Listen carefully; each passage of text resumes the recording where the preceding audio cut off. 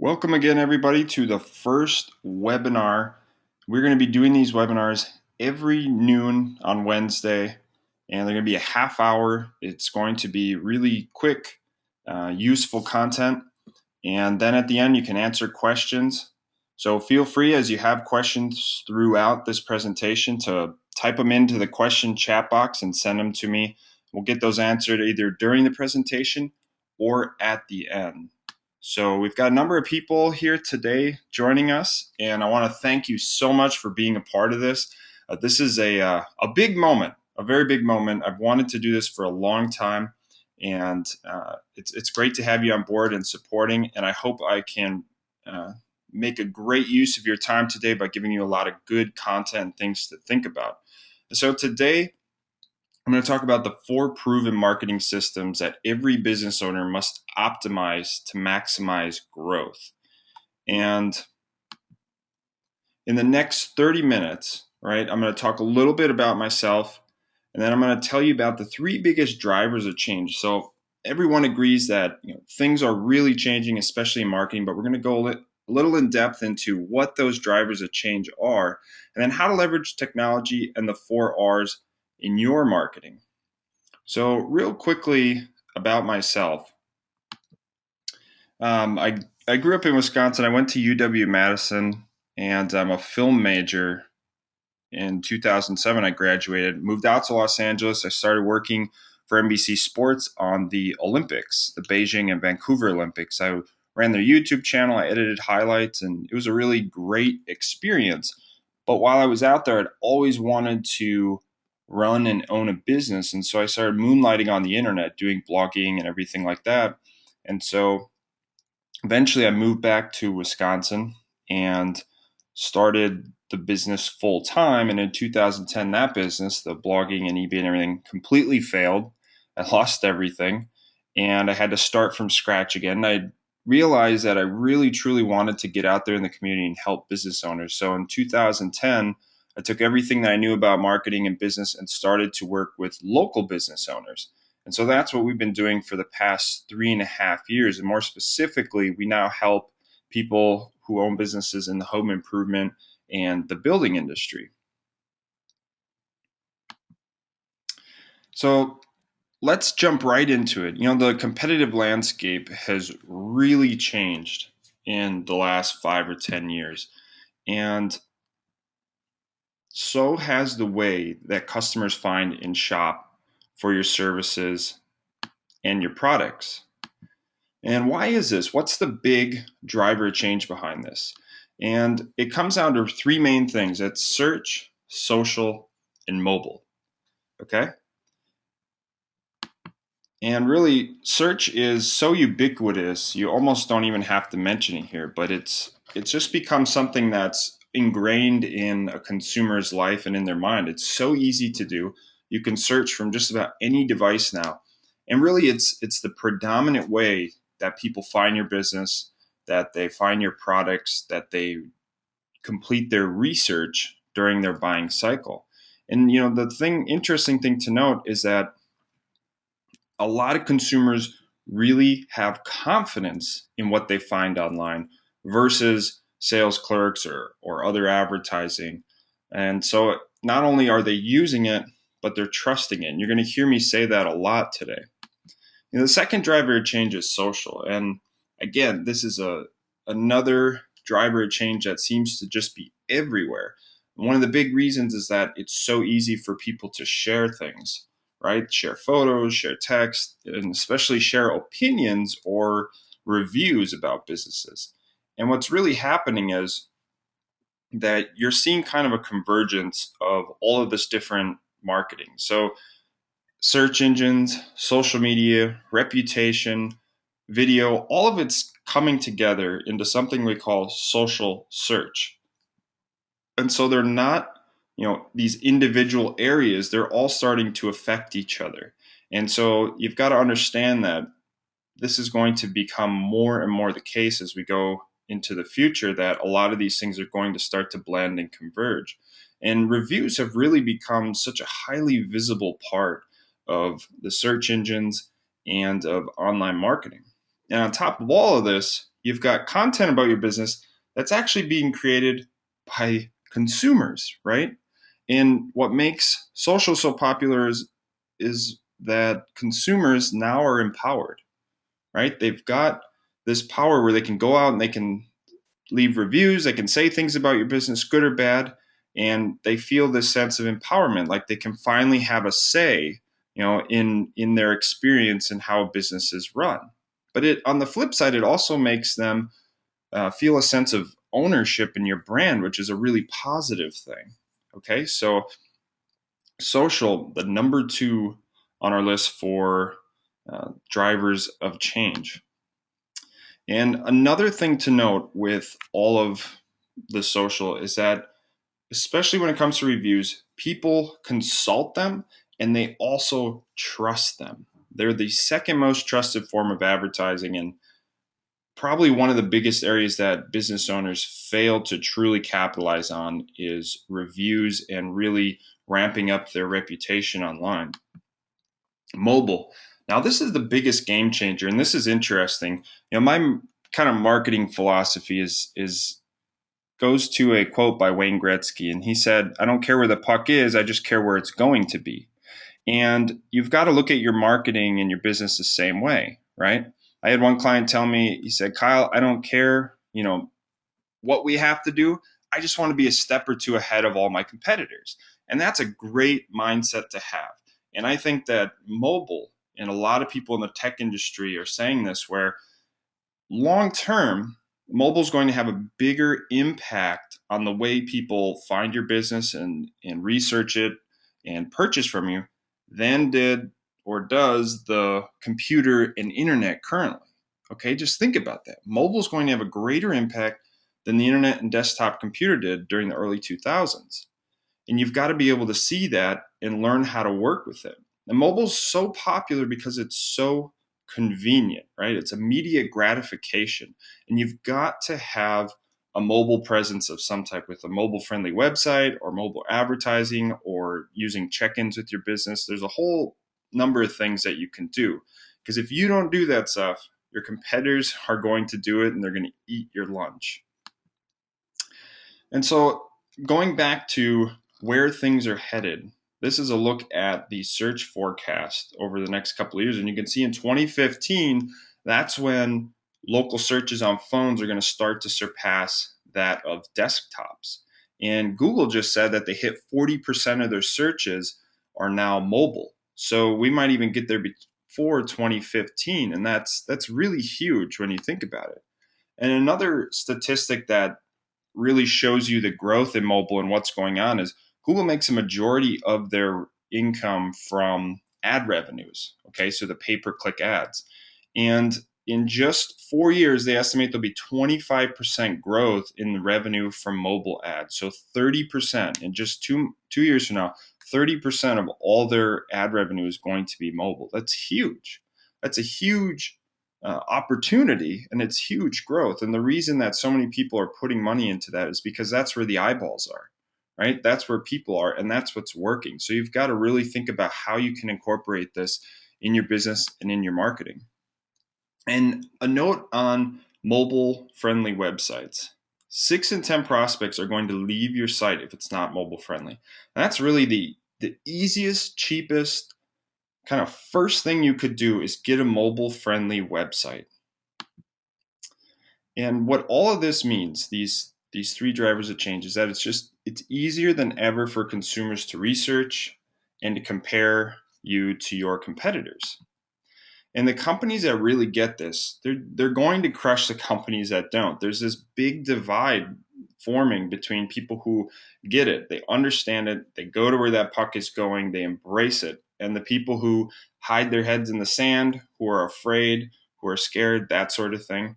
And you've got to be one of those companies that gets it. All right. So more than ever, you've got to have a marketing plan that works. And you've got to maximize 4 key marketing systems. And these 4 systems are called the 4 R's. Okay. And here's the 4 R's. So you've got reputation kind of as the foundation. You've got reach, then resell, and then finally the top or the capstone is referrals. And we're going to go through each of these. So reputation, this is the absolute foundation. I just talked with a business owner yesterday, and he says there's just so many things you can do. Where do you even start? What would you do if you ran my business or owned it? I told him, I said, besides having a good website, I'd start with reputation. And we'll talk more about why that is, why it's so important, why reputation is actually the place that you want to start first. After reputation is reach. Reach is simply getting in front of more prospects, more leads, getting your name out there. And why reputation comes before reach is really important. And I think a lot of business owners get it wrong.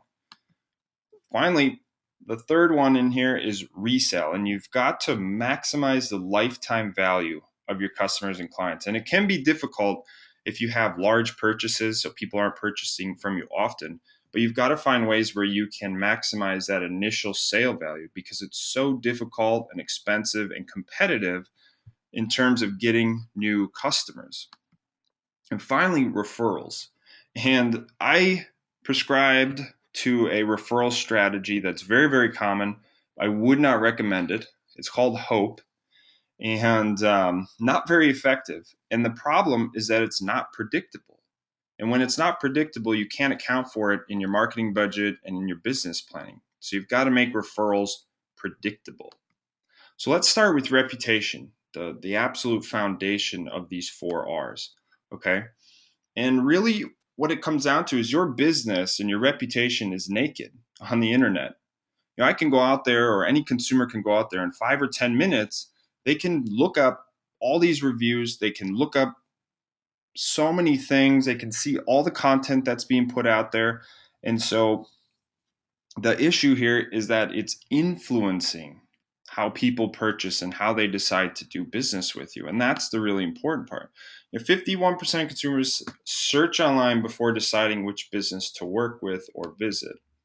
70% of consumers say that the feedback they find online is the number 2 factor in making a decision about who to work with or who to visit. Okay, so a lot of people are influenced during their purchasing decision by the feedback that they see online. 72% of consumers are researching companies through social channels before they make a purchase. So a majority of people are going to go out there, look at your Facebook, look at your website, look at the reviews, and that is going to be incorporated into whether they trust you or not and whether they buy from you or not. And finally, 74% of consumers will choose to do business based on online feedback. So again, people are looking at these reviews and then they're influenced by them, heavily influenced by them. So it's really important that you start with your reputation.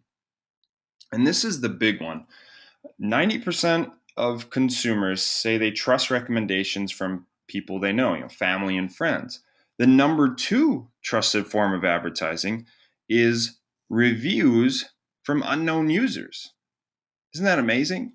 That the number 2 most trusted form of advertising is reviews from their closest strangers, as you like to say, right? That's how powerful it is. People really do trust the reviews that they read.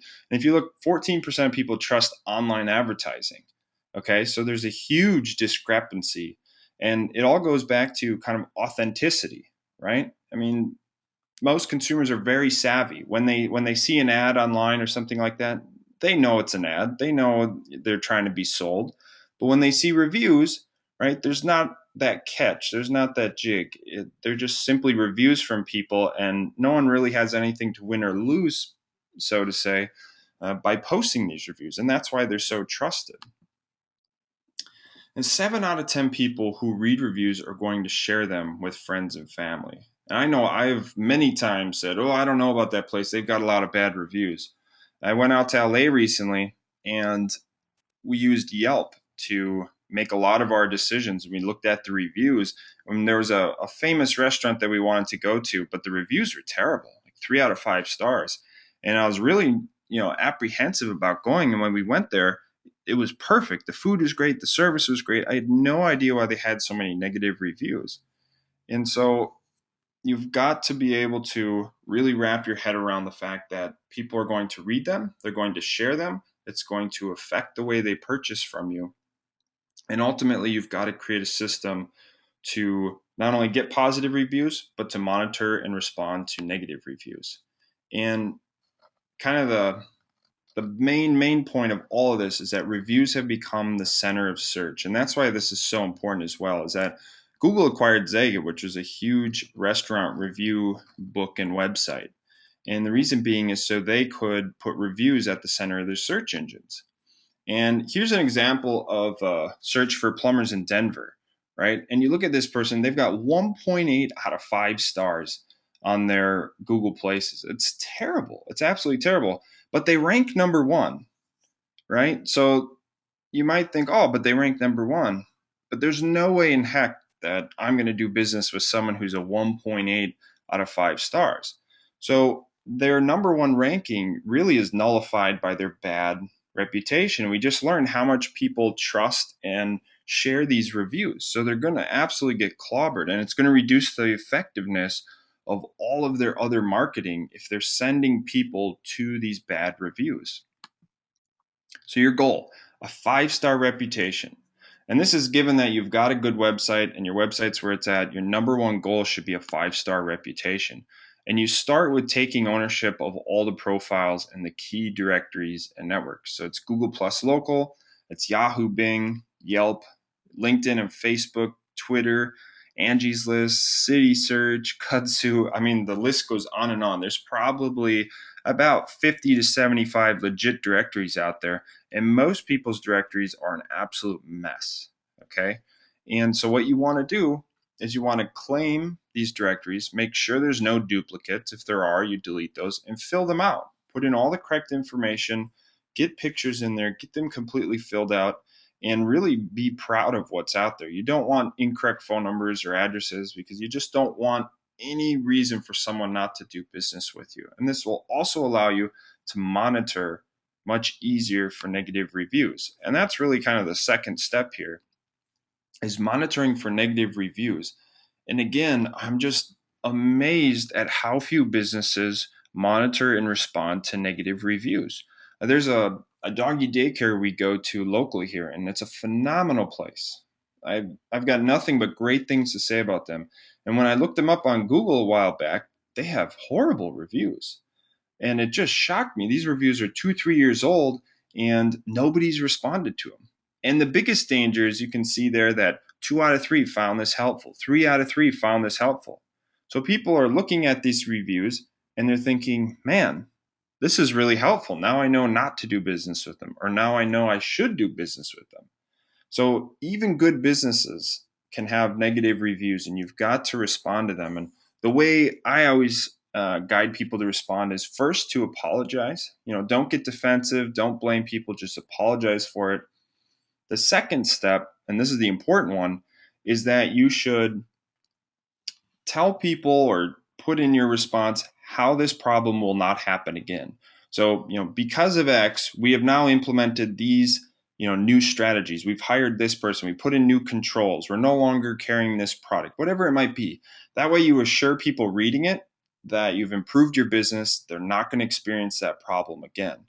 And then right after that, if you want to put in there, please contact us or call us and we'll try and, help you in any way that we can.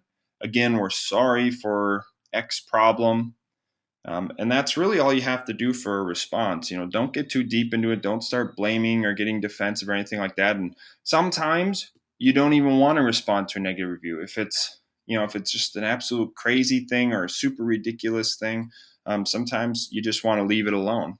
And also, don't respond to reviews that are years and years and years old. It'll look really awkward. So just leave those ones alone. I probably won't go out more than a year.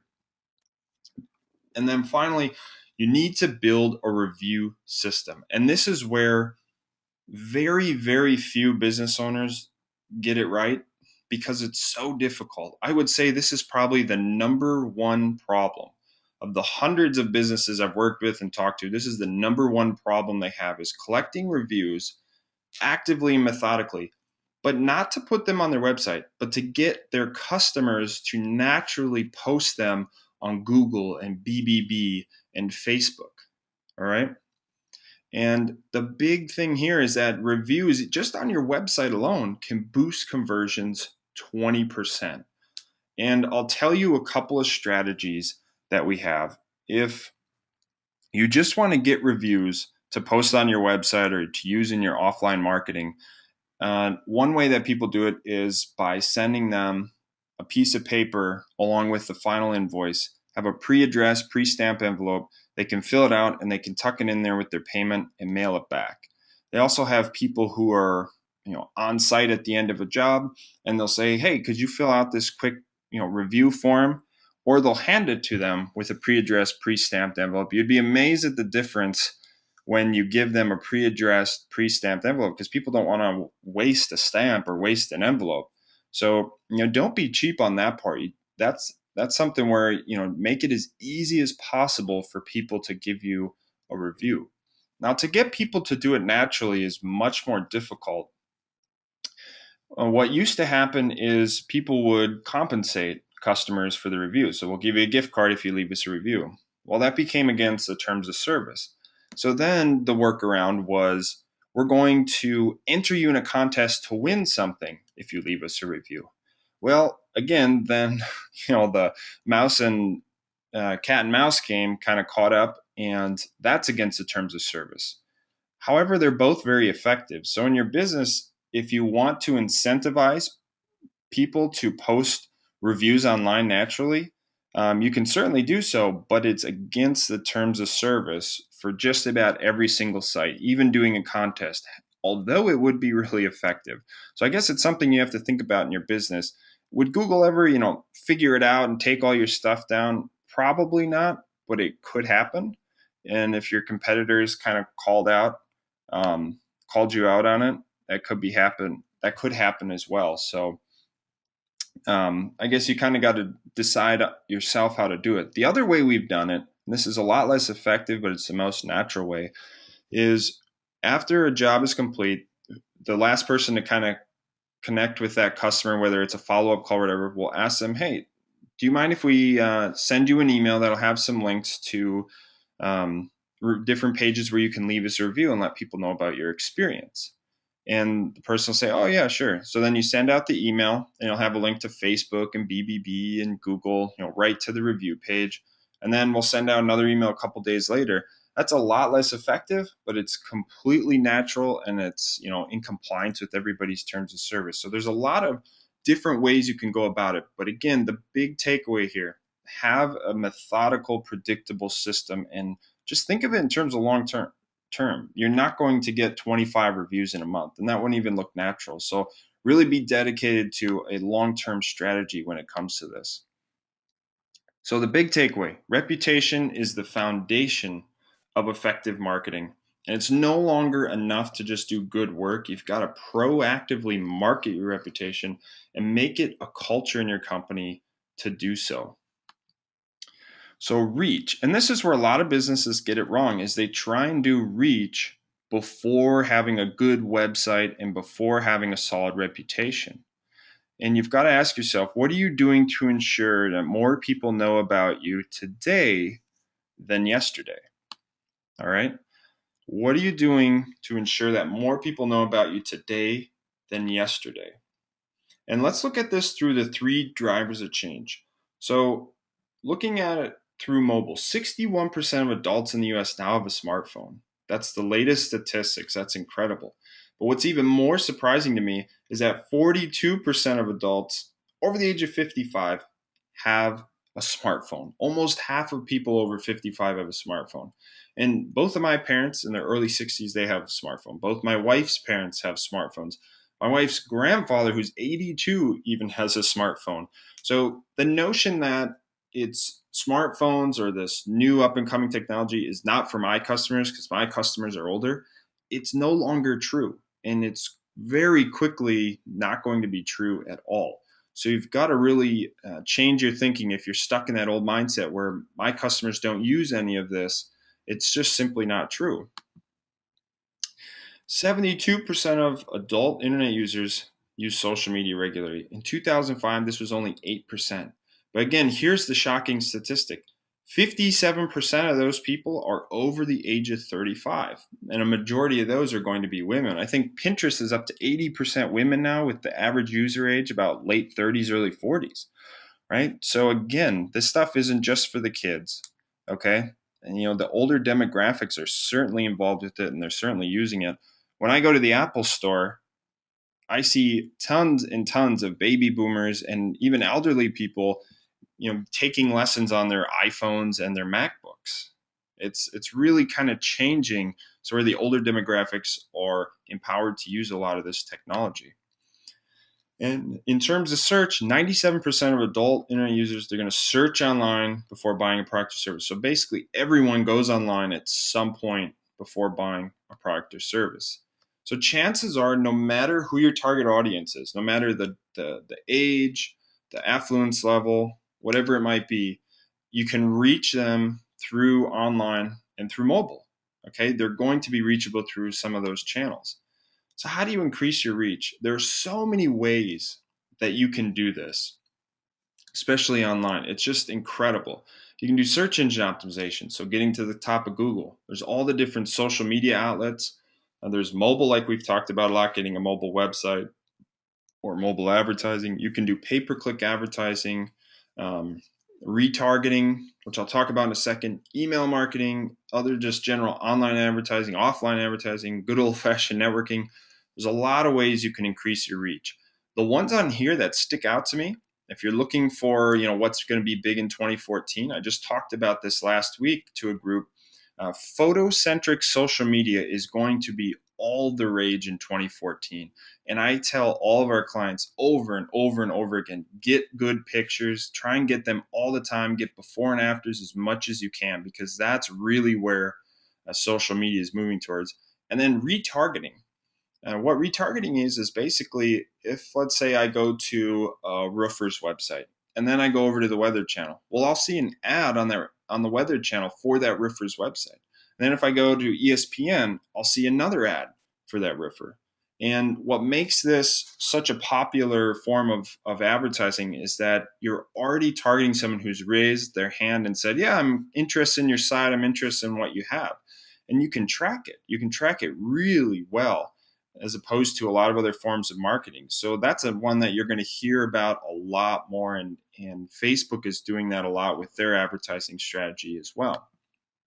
But most importantly, you need to create a predictable and reliable system for reaching prospects and stick to it. So many business owners just chase different things. They have that shiny object syndrome. They take a scattershot approach. And we tried some Facebook, it didn't work. We did radio for a little bit, didn't work. Oh, we did a direct mailing, it didn't work. We've done some emails, it doesn't really work. And they just kind of mope around and jump around. And you've got to pick some stuff and stick to it and track it and just make sure, okay, above all else, that you have a quality website and a good reputation first. So you're not sending people to a website and reputation that's going to make your marketing less effective. So the big takeaway, your audience, no matter who they are, they're online, they're on their phones. And if you're not reaching them through those drivers of change, well, your competitors are going to be. All right. So the third R, resell. All right. And ask yourself, what are you doing to upsell, cross sell, and repeat sell to maximize the lifetime value of your customer base? Right? It is so expensive and so difficult to get a new customer that you have to actively work to make that initial sale as big as possible by getting them to buy more, getting them to buy more expensive things, combining it with other things, right? And then you've also got to get them to come back and buy from you again and again to grow that lifetime value of your customer base. Here's two quick examples of reselling that really have stuck out to me recently. I like to go golfing at the Oaks over in Cottage Grove. And last Thanksgiving, the clubs are away. I was thinking about the holidays. And I get an email from them, because I'm on their email list, saying, hey, we're open this Thanksgiving. Come on out. And it totally tripped me up. It just blew my mind, because I had no idea that golf courses would be open in Thanksgiving. And I told a bunch of friends about it. And one of my buddies and his dad ended up going golfing there, and, probably spent a good deal of money for the day. And the Oaks, by sending out a very cheap cost-effective email was able to increase that lifetime value. They got a sale they wouldn't have had it not been for that email and their reselling. Another one is I recently got a Groupon for a massage, and I went there, did the massage, and I never heard back from the person from about 2 months. There's no follow-up or anything like that. And then I got an email saying they had a breast cancer awareness special going on and an hour-long massage for $45. Well, I showed my wife, and she ended up buying quite a few massages at that price.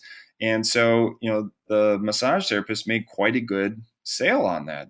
Again, just by sending out one little simple email. So you've got to create a system where you're keeping in touch with past customers and clients, and you're reaching back out to them with offers, things that they would want to buy. So how do you do this?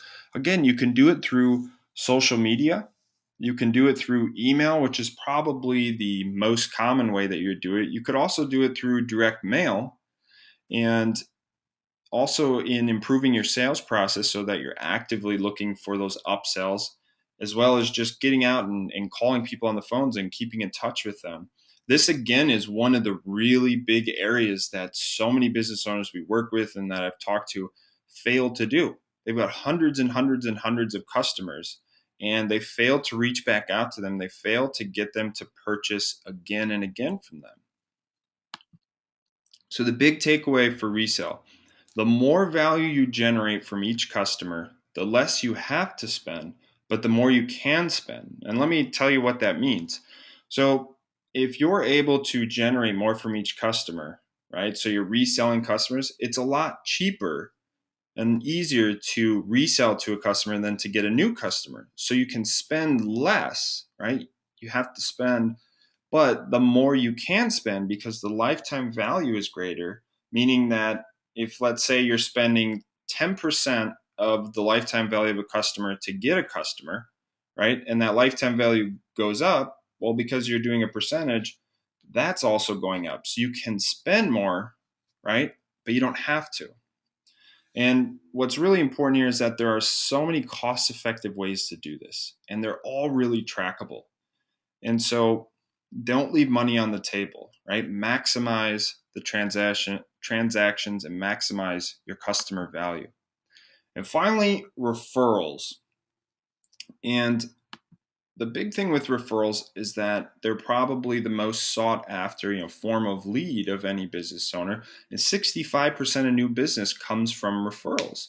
It's still a really huge part of the way people find you and do business with you. But how can you proactively drive referrals, right? I talked earlier about the strategy of hope, which is not a good strategy for driving referrals. So you need to understand that good customer service doesn't always equate to referrals. And I'll give you a quick example here. This is No Fear Dentistry here in Madison. When I had referred a friend to them, they gave me a letter in the mail that was a $50 gift certificate to be used for future dental work. And then they also sent this great color brochure that had patient referral tearaway cards. They do quarterly drawings. They've got a big page on their website with a create a referral program and all this stuff. So they do a really great job at proactively getting referrals. A couple other businesses, a landscaper, they give you 150 in cash if you give a referral. Sit Me and Sit, $50 cash if you give a referral, right? So they're incentivizing it, they're creating a program, and then they're advertising that program to people. They're being proactive about it rather than just sitting back and hoping. So you've got to leverage a referral system. That's the key. You can't just leave it up to chance, as I talked about before, because then you can't predict how much money it's going to generate, and that affects your P&Ls, it affects your marketing budget, everything like that. So you've got to make it predictable and systematic. So how do you generate? Simply ask for them. So many people are just afraid to ask. And it's as straightforward as just incorporating this program into referral cards, postcards, social media, email, your website, just making sure that happy customers are seeing all this and they're aware of this program. So the big takeaway here is referrals are great. but they're hard to depend on if you can't make them predictable. That's really the key. So design a repeatable system that captures the referral when customers are thrilled, right? Don't wait until they've forgotten about you and it's kind of gone cold. Do it when they're thrilled and make it as easy as possible for them to give you that referral and to share it. So let's quickly recap the three drivers of change: search, social, and mobile. And the big one here is mobile. That's really the future. People are going to be using search on their phones. They're going to be doing social on their phones more so than ever. And so you've got to take advantage of these three drivers of change in technology and really what it comes down to is leveraging these 4 R's and starting with your website. Okay, just make sure your website is where you want it. Make sure it's updated. You've got good pictures and testimonials.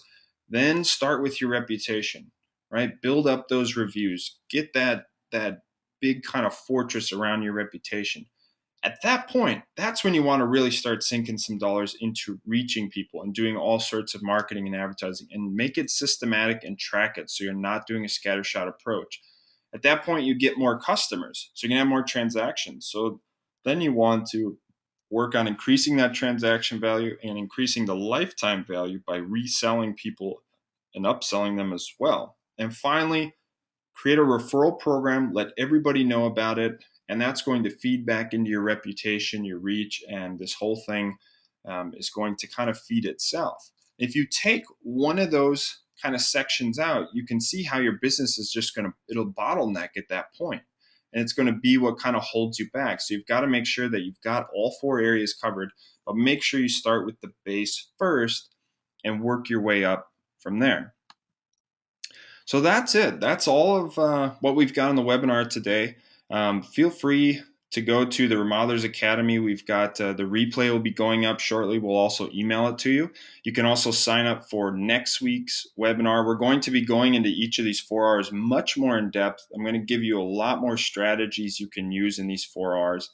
And also, we've got a podcast built from the ground up. You can find it on iTunes or Stitcher Radio, where we interview contractors and remodelers who have built businesses from the ground up. And it's a really inspirational interview that I do with them, talking about how they got started and kind of how their business is run and what they did to get where they are. So it's a really great thing to listen to, very inspiring. So check it out, built from the ground up. You can find it over on iTunes. If you guys have any questions, feel free to type them in right now. And again, the replay of this will be posted on the remodelersacademy.com. It'll also be emailed to you, and you can sign up for next week's webinar. And I want to thank you again for coming on the webinar. This was our first one. This was a huge moment for me to be able to really start helping business owners and providing a lot of content. So thank you all for coming on the webinar. Look for our emails. Go check out the Remodelers Academy. Listen to Built from the Ground Up. And I will talk to you all next week.